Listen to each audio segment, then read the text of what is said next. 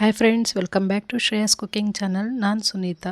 ಗೌರಿ ಗಣೇಶಕ್ಕೆ ವಿಶೇಷವಾದ ಕಡಲೆಕಾಳು ಪ್ರಸಾದವನ್ನು ನಾನಿವತ್ತು ಮಾಡ್ತಿದ್ದೀನಿ. ತುಂಬಾ ರುಚಿಕರವಾಗಿ ಕೇವಲ 5ರಿಂದ 10 ನಿಮಿಷಗಳಲ್ಲಿ ತುಂಬಾ ಈಸಿಯಾಗಿ ನೀವು ಕೂಡ ಮಾಡ್ಬೋದು.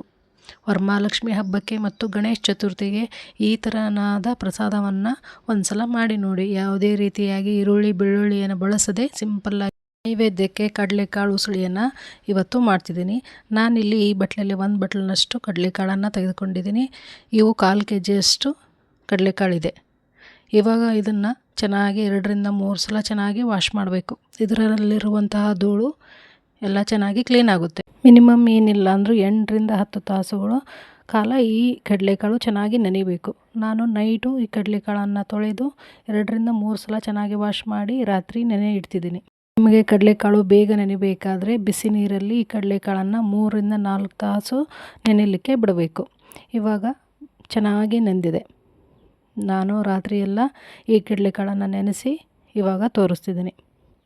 ಇದನ್ನು ಚೆನ್ನಾಗಿ ವಾಶ್ ಮಾಡಿ ಒಂದು ಕುಕ್ಕರ್ಗೆ ನಾನು ಹಾಕ್ತಿದ್ದೀನಿ. ಕಡಲೆಕಾಳು ಮುಳುಗುವಷ್ಟು ನಾನು ನೀರನ್ನು ಹಾಕಿ ಗ್ಯಾಸ್ ಮೇಲೆ ಒಂದು 3ರಿಂದ 4 ವಿಸಿಲ್ ಕೂಗಿಸಿದ್ರೆ ಸಾಕು. ಇವಾಗ ಅರ್ಧ ಟೇಬಲ್ ಸ್ಪೂನಷ್ಟು ಉಪ್ಪು ಹಾಗೆ 1 ಟೇಬಲ್ ಸ್ಪೂನಷ್ಟು ಎಣ್ಣೆಯನ್ನು ಹಾಕಿ ಗ್ಯಾಸ್ ಮೇಲೆ ಇಡ್ತಿದ್ದೀನಿ.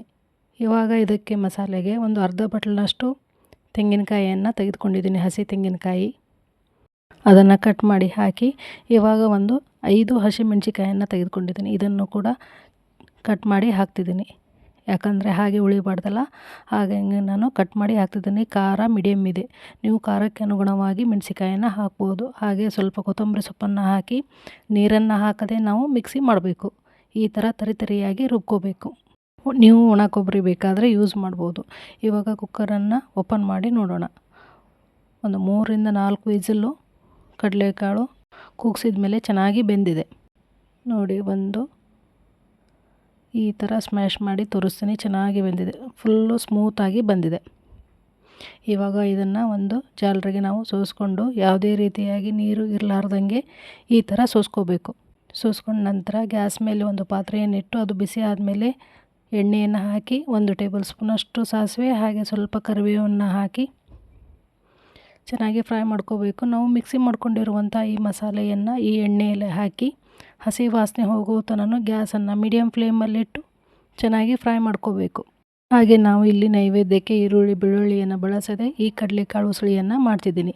ನೀವು ರೆಗ್ಯುಲರ್ ಆಗಿ ಪಲ್ಯ ಮಾಡಬೇಕಾದ್ರೆ ಈರುಳ್ಳಿ ಬೆಳ್ಳುಳ್ಳಿ ಮತ್ತು ನಮ್ಮ ಉತ್ತರ ಕರ್ನಾಟಕ ಸ್ಟೈಲಲ್ಲಿ ಗುರಳ್ಳು ಅಂದರೆ ಹುಚ್ಚಳ ಪುಡಿಯನ್ನು ನಾವು ಹಾಕಿ ಈ ಕಡಲೆಕಾಳು ಉಸುಳಿಯನ್ನು ಮಾಡ್ತೀವಿ. ಇವಾಗ ಅರ್ಧ ಟೇಬಲ್ ಸ್ಪೂನಷ್ಟು ಅರಿಶಿಣ ಪುಡಿ ಹಾಗೆ ಅರ್ಧ ಟೇಬಲ್ ಸ್ಪೂನಷ್ಟು ಉಪ್ಪನ್ನು ಹಾಕಿ ಚೆನ್ನಾಗಿ ಮಿಕ್ಸ್ ಮಾಡಿಕೊಂಡು ಇವಾಗ ಕಡಲೆಕಾಳನ್ನು ಈ ಪಾತ್ರೆಗೆ ಸೇರಿಸಿ ಈ ಮಸಾಲೆ ಜೊತೆ ಈ ಕಡಲೆಕಾಳನ್ನು ಚೆನ್ನಾಗಿ ಮಿಕ್ಸ್ ಮಾಡ್ತಿದ್ದೀನಿ.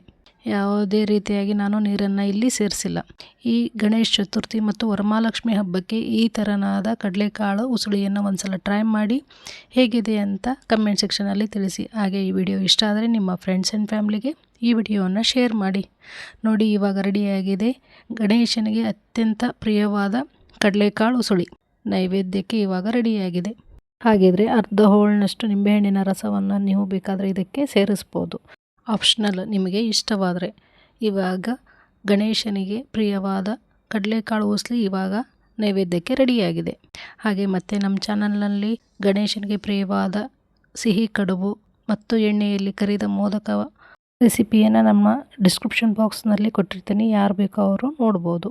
ಹಾಗೆ ನಮ್ಮ ಉತ್ತರ ಕರ್ನಾಟಕದ ಶೈಲಿಯ ಅಡುಗೆಗಾಗಿ ನಮ್ಮ ಚಾನಲನ್ನು ಮರೆಯದೇ ಸಬ್ಸ್ಕ್ರೈಬ್ ಮಾಡಿ. ಹಾಗೆ ಪಕ್ಕದಲ್ಲಿರುವ ಬೆಲ್ ಬಟನನ್ನು ಕ್ಲಿಕ್ ಮಾಡಿ ಆಲ್ ಅಂತ ಸೆಲೆಕ್ಟ್ ಮಾಡಿದರೆ ನಾವು ಮಾಡೋ ಪ್ರತಿಯೊಂದು ಹೊಸ ರೆಸಿಪಿ ನೋಟಿಫಿಕೇಷನ್ ನಿಮಗೆ ಮೊದಲು ಬರುತ್ತೆ. ಹಾಗೆ ಮತ್ತೊಂದು ಹೊಸ ರೆಸಿಪಿಯೊಂದಿಗೆ ನಾನು ನಿಮ್ಮನ್ನು ಭೇಟಿಯಾಗ್ತೀನಿ. Watching for my videos. Thank you.